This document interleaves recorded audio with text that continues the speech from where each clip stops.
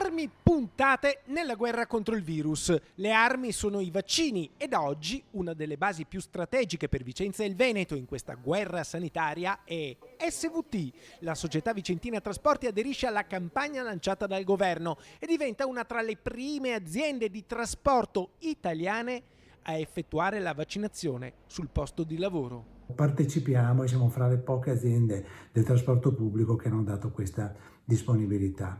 Sono 400 i dipendenti che potranno vaccinarsi in azienda. Ora l'ULSS, verificata la disponibilità, consegnerà le dosi di vaccino al medico incaricato dalla società di trasporti.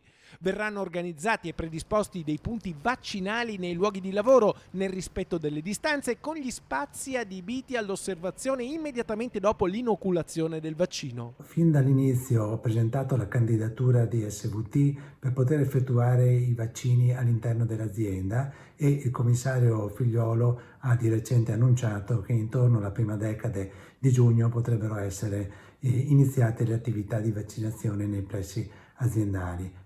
SVT sin dall'inizio della pandemia ha adottato tutti i provvedimenti per la salvaguardia del personale e dei cittadini che usano gli autobus.